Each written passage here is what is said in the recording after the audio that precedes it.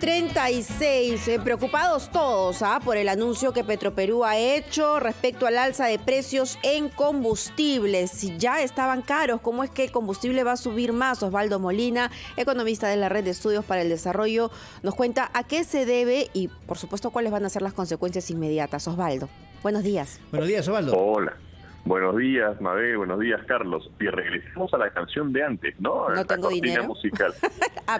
Pensé que regresábamos a no tener dinero porque sube el combustible.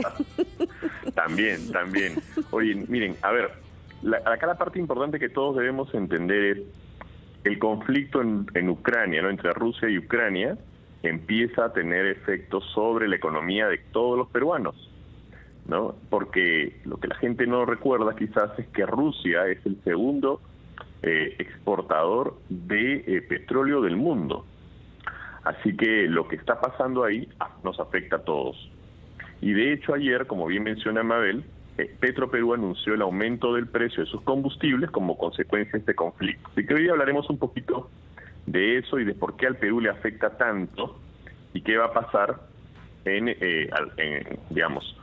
la inflación, que era un tema que nos preocupaba tanto. Algunos datos importantes. Ya les contaba que Rusia es el segundo exportador de petróleo a nivel mundial y el precio del barril, como consecuencia de este conflicto, el precio del barril del petróleo ha ido subiendo. Para que se hagan una idea, en febrero del 2022, o sea, en febrero que acaba de pasar, el precio del barril superó los $105 por barril, precio que no se veía desde 2014, imagínense.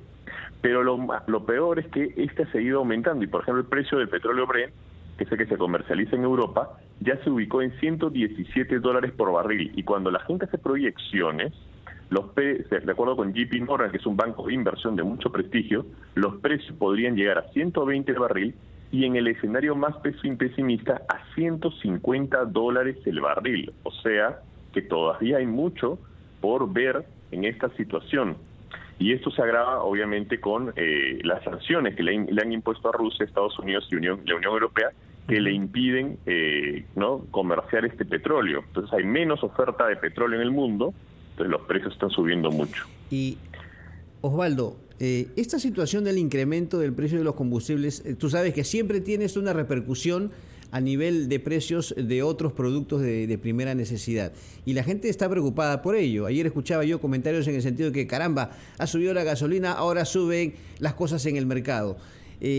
¿Cómo puede repercutir eso? ¿De qué manera tiene esa influencia en los precios de productos, de algunos, obviamente, de primera necesidad? Sí, mira, a ver, lo primero es que tenemos que entender que el Perú es un importador de petróleo. Más o menos nuestro país consume más o menos 250.000 de barriles de petróleo por día, es decir, 250.000 barriles de petróleo al día, y apenas produce 40.000 barriles por día. Entonces hay como 200.000 barriles que tenemos que importar. Entonces, lo que ocurre allá nos afecta mucho. Y entonces, ayer Petroperú le subió los precios. Petroperú además comercializa, que tengo el dato, acá más o menos abarca el 42% del mercado de hidrocarburos del Perú. De lo que diga Petroperú también es muy importante, ¿te das cuenta? Y entonces, ¿qué ha pasado? Los precios de los combustibles han subido entre 5 y 13%. ¿Ya? Los que ha anunciado Petroperú es un aumento entre 5 y 13%, dependiendo del tipo de combustible. Sí. ¿Cómo eso afecta al resto de precios? Primero, importante saber de que combustibles forma parte importante de la canasta de los peruanos, más o menos como 4% de la canasta. Pero además el tema es que el petróleo, los combustibles son también insumos para la producción de otras cosas. Pensemos, por ejemplo, cuando tenemos que traer a Lima, por ejemplo, verduras, vegetales, ¿no es cierto? Y lo traemos de otros lados. El transporte forma parte importante de ese costo, de ese producto, y entonces al verse elevado, ¿no?, la gasolina, los combustibles, ahí también se va a ver afectado. ¿Te das cuenta, Claro, Carlos? Sube el transporte, sube todo, porque finalmente quien asume el aumento de los precios es el consumidor final. Pero ayer también escuchábamos desde Arequipa a los taxistas que se quejaban ya por la subida de precios, porque, a ver, esto ya nos agarra en inflación, ¿no? O sea, ya había subido un poco la gasolina y decían, no, pedimos al presidente Castillo que regulen los precios, ¿no? O sea, hay mucha gente que todavía piensa que el Estado, los gobernantes, pueden controlar los precios de la gasolina y pueden rebajar a voluntad el precio.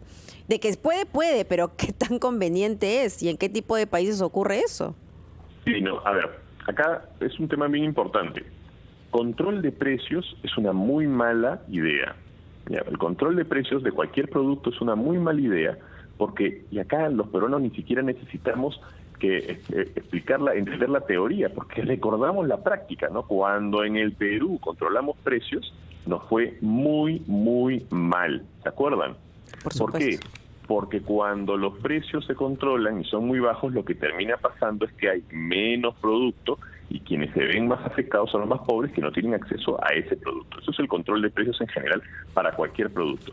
En el caso de hidrocarburos, lo que sí existe es el Fondo de Estabilización de Precios de los Combustibles, que es otra cosa muy distinta a control de precios, que lo que termina haciendo es haciendo una franja de precios, ¿no? Para algunos combustibles, para los precios importados, y en la medida en que el precio aumenta por encima de esa franja, entonces se usa el dinero de ese fondo, porque se cobra solo el máximo en el precio de importación, pero cuando va por abajo, ese dinero también se guarda al fondo, ¿te das cuenta? Pero eso es una cosa distinta a control de precios, afortunadamente, ¿ya? Entonces hay que tener cuidado y yo les diría a las personas tengan cuidado con lo que quieren, ¿no? Porque control de precios es muy, muy dañino y afecta a los más pobres. Ahora, ¿cómo va la economía con respecto a la inflación?